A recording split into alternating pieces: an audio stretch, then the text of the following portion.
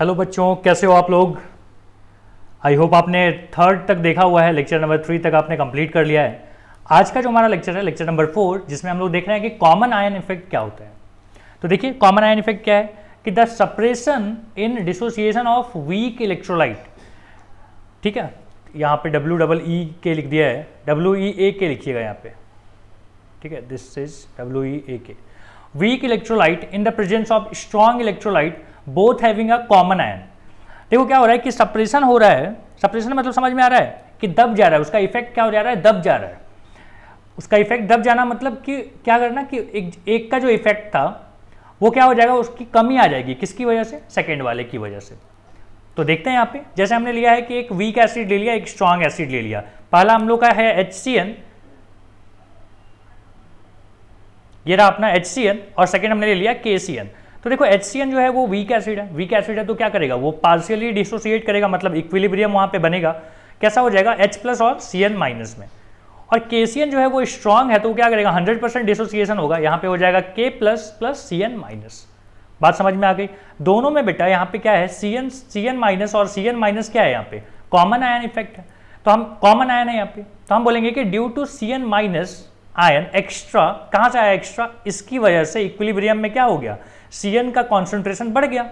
अब सोचो कि अगर प्रोडक्ट की तरफ कॉन्सेंट्रेशन बढ़ जाए तो रिएक्शन जो है, मतलब इक्विलिब्रियम जो है वो किधर शिफ्ट हो जाएगा, बैकवर्ड शिफ्ट होगा। समझ रहे हो, किसने बताया था ये बात, ली चैटलियर ने बताया था। तो सोच रहे हो कि यहाँ पे क्या हो जा रहा है कि HCN का जो डिसोसिएशन था वो सप्रेस हो गया कि नहीं। उसका डिसोसिएशन क्या हो गया, सप्रेस हो गया। तो हम यहाँ पे बोल रहे हैं कि सप्रेशन इन डिसोसिएशन क्यों हुआ, समझ में आ गया। अच्छा, मान लो एक और एग्जांपल ले लेते हैं। दूसरा एग्जांपल हमने ले रखा है कि वीक हमने ले लिया बेस। हम लास्ट टाइम हम लोग क्या लिए थे, एसिड लिए थे, इस बार बेस ले रहे हैं। तो वीक बेस में हमने ले लिया कि NH4OH, और एक ले लिया स्ट्रॉन्ग सॉल्ट जो कि है NH4Cl। अब सोचो कि NH4OH जो है वो ब्रेक होके क्या करेगा, ब्रेक होगा तो पार्शियली ब्रेक होगा, मतलब वहां पे 100% डिसोसिएशन नहीं होगा, इक्विलिब्रियम फॉर्म होगा। तो क्या बनेगा, NH4+ और OH- बना। अब देखो NH4Cl जो है वो क्या करेगा, वो 100% डिसोसिएट होगा क्योंकि वो स्ट्रॉन्ग सॉल्ट है। तो क्या बनेगा, NH4+ और Cl-। अब इस NH4 की वजह से यहाँ पे देखो, यहाँ पे ये रहा, इसकी वजह से यहाँ पे जो NH4 आ गया वो इक्विलिब्रियम में जाके मिक्स हो जाएगा। सोच रहे हो, एक ही बर्तन में ये चीज किया जा रहा है, अब एक ही जगह किया जा रहा है, तो NH4 का कॉन्सेंट्रेशन किसकी वजह से बढ़ गया, इस रिएक्शन की वजह से बढ़ गया। अब अगर यहाँ पे NH4 का कॉन्सेंट्रेशन बढ़ गया तो ली चैटलियर ने क्या बताया कि प्रोडक्ट में अगर कॉन्सेंट्रेशन बढ़ जाए तो इक्विलिब्रियम किधर शिफ्ट हो जाएगा, बैकवर्ड। तो यहाँ पे हमने बोल दिया कि NH4 का जो कॉन्सेंट्रेशन है वो यहाँ पे क्या हो रहा है, इंक्रीज हो रहा है। सो इक्विलिब्रियम जो है वो शिफ्ट करेगा बैकवर्ड। क्लियर है ये चीज। और यहाँ पे भी क्या होगा, सप्रेशन हम लोग को देखने को मिलेगा। अब यहाँ पे एक अपने पास सवाल आता है कि why the concentration of sulphide ion, मतलब S2- ion from H2S decreases in the presence of HCl। तो हमारे पास है कि H2S जो कि क्या कर रहा है, इक्विलिब्रियम में है 2H+ के साथ और S2- के साथ। और यहाँ पे अपन ने ले लिया कि HCl अगर लेंगे तो क्या करेगा, ये 100% डिसोसिएशन होगा और यहाँ पे H+ और Cl- बनी मिलेगा। यहाँ तक क्लियर है। अब सोचो कि यहाँ पे क्या हुआ, H+ आयन का कॉन्सेंट्रेशन इक्विलिब्रियम में क्या हो जाएगा, बढ़ जाएगा कि नहीं। और अगर बढ़ जाएगा तो हम क्या बोलेंगे यहाँ पे कि इक्विलिब्रियम शिफ्ट किधर शिफ्ट करेगा, टुवर्ड बैकवर्ड या बैकवर्ड शिफ्ट करेगा, किधर, बैकवर्ड। ड्यू टू, पूरी बात लिख देते हैं ना, due to extra H+ ions and S2- ion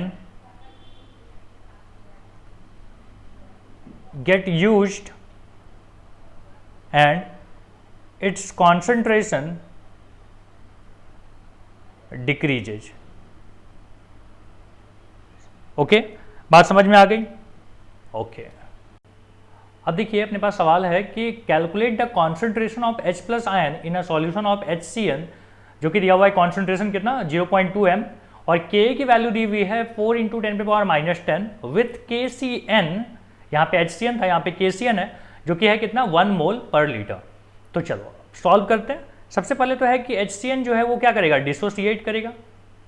dissociate करके क्या क्या देगा अपने को, H प्लस और Cn माइनस, H प्लस और यहाँ पे प्लस है ना, Cn माइनस। क्लियर। और Ka की वैल्यू अपने को दी हुई है कितना, 4 × 10⁻⁻10। मुझे बताइए कि अगर कॉन्सेंट्रेशन C है और स्टार्टिंग में ये दोनों 0 0 हैं, तो बाद में क्या हो जाएगा, C माइनस C अल्फा होगा और यहाँ पे बनेगा C अल्फा और यहाँ पे भी बनेगा C अल्फा। क्लियर है यहाँ तक। अच्छा, इसी बीच अपना जो KCN है वो क्या करेगा, KCN जो है वो कंप्लीट डिसोसिएशन होके क्या दे देगा अपने को, K प्लस और Cn माइनस देगा। अब मुझे बताओ कि यहाँ पे कॉन्सेंट्रेशन इसका कितना होगा, ये पूरा टूट जाएगा बेटा और टूट के क्या बनेगा, 1 1 मिलेगा। और यहाँ पे कितना है, C अल्फा और C अल्फा है। ओके, मुझे बताओ कि अगर अपन बोले कि K की वैल्यू कैलकुलेट करना चाहते हैं तो ध्यान से समझना, यहाँ पे क्या हो जाएगा, अगर ये नहीं होता, ये वाला पार्ट अगर नहीं होता ये, तो क्या होता, बड़ा सिंपल लिख देते हैं कि अपन C अल्फा नीचे में क्या आता है, तो C माइनस C अल्फा आता है, यही आता ना। समझ रहे हो क्या बोल रहा हूँ, मैं बोल रहा हूँ कि अगर ये वाला पार्ट नहीं होता तो क्या होता, ऐसे लिखते हैं हम, ऐसे ही लिखते हैं ना, 1 माइनस यहाँ पे क्या होता है अल्फा। लेकिन अब तो ये नहीं लिखा सकता, क्यों नहीं लिखा सकता, क्योंकि ये भी है। तो अब क्या हो जाएगा, नया जो अपना CA हो जाएगा वो हो जाएगा कि देखो कैसा हो जाएगा, Cn अपने पास कितना हो गया, 1 प्लस C अल्फा हो गया। समझ रहे हो, Cn कितना है, देखो यहाँ पे 1 है और यहाँ पे क्या है C अल्फा, तो क्या हो जाएगा 1 प्लस C अल्फा। अच्छा, H प्लस कितना है, तो H प्लस है अपना C अल्फा। ठीक है, और बताओ कि ये क्या कितना है, HCN कितना है, तो वो है C ब्रैकेट में है C माइनस C, हाँ C माइनस C अल्फा। अब आप यहाँ पे सॉल्व कर सकते हो, कितना आएगा बताओ, 1 प्लस C अल्फा और यहाँ हो गया C अल्फा और यहाँ पे हो गया C 1 माइनस अल्फा। क्लियर है यहाँ तक। तो अब बताइए यहाँ पे क्या क्या कर सकते हैं आप, तो मैं यहाँ पे क्या करने वाला हूँ कि देखो 1 माइनस अल्फा तो हमको पता है कितना होता है, 1 माइनस अल्फा क्या होता है, this is very much equal to 1। Okay, अच्छा 1 प्लस C अल्फा भी कितना हो जाएगा बेटा, ये भी कितना होता है, 1 होता है। तो अगर ये 1 है फिर ये 1 है तो ये क्या हो जाएगा, यहाँ से कैंसिल हो जाएंगे C और C, मतलब अल्फा की वैल्यू कितनी आ गई, अल्फा इज इक्वल टू क्या आ गया, Ka। बोलो बात समझ में आती है। अगर अल्फा की वैल्यू Ka है, तो अल्फा की वैल्यू अगर Ka मिल रही है अपने को, तो क्या अपन ये निकाल सकते हैं कि कॉन्सेंट्रेशन कितना होगा, किसका, H प्लस का। तो H प्लस का कॉन्सेंट्रेशन याद है कितना आपने लिखा था, देखो ऊपर H प्लस का कॉन्सेंट्रेशन लिखा था आपने C अल्फा। तो यहाँ पे हो गया C अल्फा और C अल्फा की वैल्यू आप पुट कर दीजिए। C कितना था, तो C देखो याद करके कितना था, 0.2 था और अल्फा की वैल्यू कितनी आ गई, जो Ka की वैल्यू थी। और Ka की वैल्यू क्या थी, तो दिया हुआ था अपने को कि 4 × 10 पे पावर कितना, -10। सो आंसर इज 0.8 × 10 पे पावर -10 क्या आ गया, ये अपना कॉन्सेंट्रेशन आ गया। क्लियर है यहाँ तक। तो H प्लस आयन का कॉन्सेंट्रेशन इस तरीके से हम लोग फाइंड करते हैं। तो एक सवाल और ले लेते हैं, फिर आप देखो कि कैसे इसको सॉल्व करेंगे।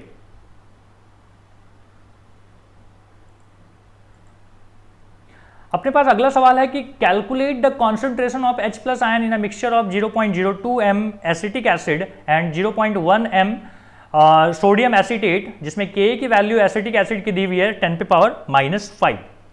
क्लियर। तो चलो सॉल्व करते हैं। तो अपने पास है कि CH3COOH एसिटिक एसिड ये क्या करेगा, डिसोसिएट करेगा। डिसोसिएट करके क्या बनाएगा अपने पास CH3COO माइनस और यहाँ पे आ गया H प्लस। अब अगर मान लीजिए इनिशियल कॉन्सेंट्रेशन C थी तो ये क्या हो जाएगा, 0 0 हो जाएंगे। बाद में क्या हो जाएगा, C minus C alpha and यहाँ पे बन जाता है C अल्फा और यहाँ पे C अल्फा। ये सब में आपको दिक्कत नहीं होनी चाहिए अभी कि C अल्फा कैसे लिख दिया सर, आप पुराने लेक्चर देख के आए हो ना, तो आपको पता है ये सब चीज़ें। अच्छा, लेकिन क्या यहाँ पे ये चीज़ लिखना उचित रहेगा कि देखो तो Ka is equal to C alpha into C alpha और नीचे में यहाँ पे C माइनस C अल्फा लिखना उचित रहेगा? नहीं। क्यों नहीं रहेगा, क्योंकि ये भी प्रेजेंट है, एक दूसरा भी चीज़ है ना अपने पास, सोडियम एसीटेट भी है। तो सोडियम एसीटेट जो है वो क्या हुआ होगा, देखो तो CH3COONA जो है वो तो कंप्लीटली टूट गया होगा और क्या बनाया होगा CH3COO3 लिख देता हूँ C और यहाँ पे Na प्लस। क्लियर है। तो और इसका कॉन्सेंट्रेशन बेटा कितना होगा, मैं बोल रहा हूँ कि अगर ये 0.1 था और पहले ये 0 0 थे तो अब ये लास्ट में बचा होगा 0 और यहाँ हो गया वो 0.1 एंड यहाँ पे भी 0.1। कहने का मतलब है कि अब आप क्या लिखना चाहते हो कि Ka इज इक्वल टू क्या हो जाएगा, तो आप लिखोगे कि CH3COO माइनस का कॉन्सेंट्रेशन साथ में H प्लस का कॉन्सेंट्रेशन, और नीचे क्या चाहते हो आप, CH3COOH का कॉन्सेंट्रेशन।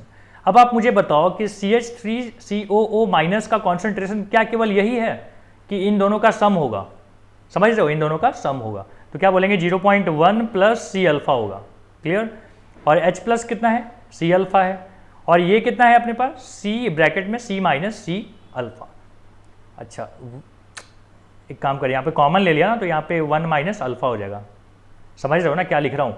देखिए यहाँ लिख रहे थे अपन C माइनस C अल्फा, तो क्या करोगे, C कॉमन ले लें अगली बार में, 0.1 प्लस C अल्फा, यहाँ पे आ गया कितना C अल्फा, और यहाँ से C कॉमन ले लो तो क्या बनेगा, 1 माइनस अल्फा बचेगा, C और C यहाँ से कैंसिल, ठीक है, कितना आएगा बताओ।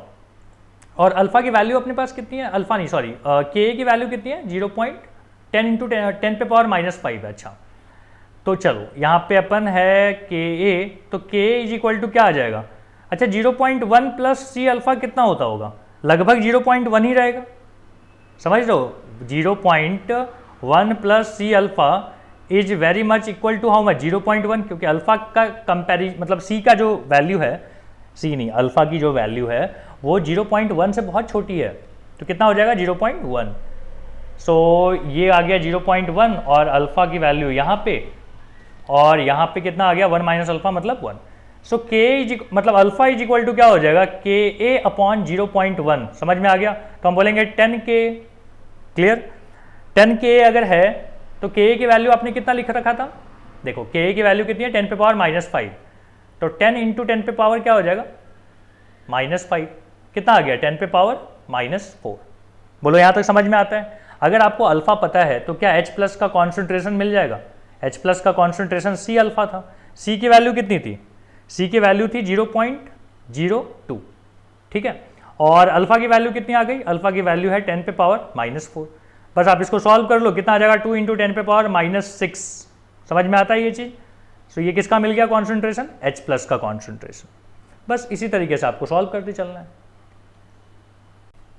सवाल है अपने पास कि determine concentration of OH minus in 0.4 m NH4OH solution having 5.35 gram NH4Cl in a 1 litre solution, जिसमें Kb की वैल्यू दी हुई है अपने को कि 1.8 इंटू 10 पे पावर -5, ऑप्शंस भी दिए हुए हैं। चलो जल्दी से सॉल्व करते हैं। कॉन्सेंट्रेशन हमको OH माइनस का चाहिए, तो मुझे बताओ कि यहाँ पे वीक कौन है, तो हम बोलेंगे NH4OH जो है वो वीक है, वीक बेस। ये क्या करेगा, ये ब्रेक होगा, ब्रेक होकर अपने को क्या देगा NH4, और यहाँ पे क्या दे दिया OH माइनस, ठीक है। तो यहाँ पे मान लीजिए कॉन्सेंट्रेशन C था तो ये 0 होंगे, यहाँ पे बाद में हो जाएगा C माइनस C अल्फा, यहाँ पे आ जाएगा C अल्फा, और यहाँ पे भी C अल्फा, ठीक है। और इधर साथ में क्या चला होगा, तो NH4Cl जो है वो भी क्या हुआ होगा, ब्रेक हुआ होगा, और क्या बना होगा NH4 प्लस Cl माइनस।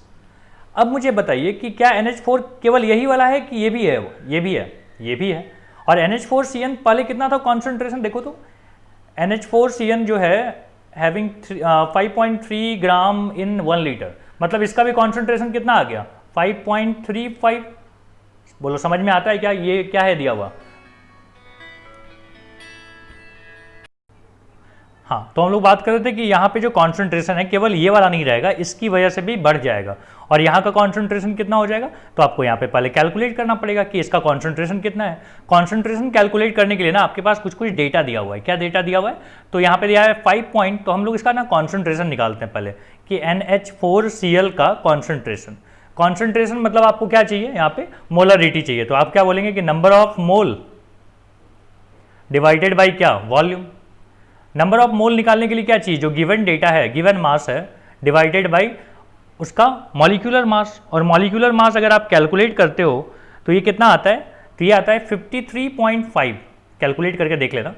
तो यहाँ पे क्या आ जाएगा आपके पास, यहाँ पे आ जाएगा 1/10, और नीचे वॉल्यूम कितनी है, वॉल्यूम 1 है, इसका मतलब है कि 0.1, इसका कॉन्सेंट्रेशन कितना है 0.1। तो मैं यहाँ लिखता हूँ 0.1। इनिशियली अगर ये 0.1 है तो ये 0 होंगे, बाद में ये 0 हो जाएगा, और ये इसका कॉन्सेंट्रेशन हो जाएगा 0.1, और इसका कॉन्सेंट्रेशन भी 0.1। तो अब अपन क्या करेंगे कि Kb निकालते हैं। Kb का फॉर्मूला क्या हो जाएगा कि कॉन्सेंट्रेशन ऑफ NH4 प्लस, और यहाँ पे आ गया OH minus divided by NH4OH। सो यहाँ पे कितना हो जाएगा NH4 प्लस का कॉन्सेंट्रेशन ये वाला और प्लस साथ में कौन सा ये वाला, मतलब 0.1 प्लस सी अल्फा ये आ गया, और OH का कॉन्सेंट्रेशन कितना है ये है C alpha, divided by NH4CH का यहाँ पे आ गया C और यहाँ पे आ गया 1 माइनस अल्फा। C और C यहाँ से क्या हो जाएंगे, कैंसिल हो जाएंगे। अब देखते हैं यहाँ पे क्या होगा, तो 0.1 प्लस सी अल्फा। अब देखो यहाँ पे जो KB की वैल्यू है ना वो बहुत क्या है, बहुत छोटा है, तो एज कंपेयर टू किससे 0.1 से, तो अल्फा भी क्या आएगा, छोटा ही आएगा, तो हम बोलेंगे कि दिस इज 0.1। समझ रहे हो क्या बोल रहा हूँ, 0.1 plus C alpha is very much equal to 0.1। और एक चीज देखिए कि 1 माइनस अल्फा जो है वो भी क्या होगा, 1 ही रहेगा, तो हम यहाँ पे लिख रहे हैं 0.1, यहाँ पे है अल्फा, यहाँ पे है 1 एंड दिस इज KB। क्या आपको यहाँ से अल्फा की वैल्यू मिल गई, अल्फा की वैल्यू बताइए कितना होगा, अल्फा इज इक्वल टू होगा KB अपॉन 0.1। KB की वैल्यू कितनी दी हुई है, देखो KB की वैल्यू है 1.8 इंटू 10 पे पावर कितना -5, और यहाँ आ जाएगा 0.1, ये और यहाँ से ये कैंसिल, यहाँ पे आ जाएगा अपना 1.8 इंटू 10 पे पावर -4। बोलो ये चीज़ समझ में आता है, ये क्या मिल गया हम लोग को, अल्फा।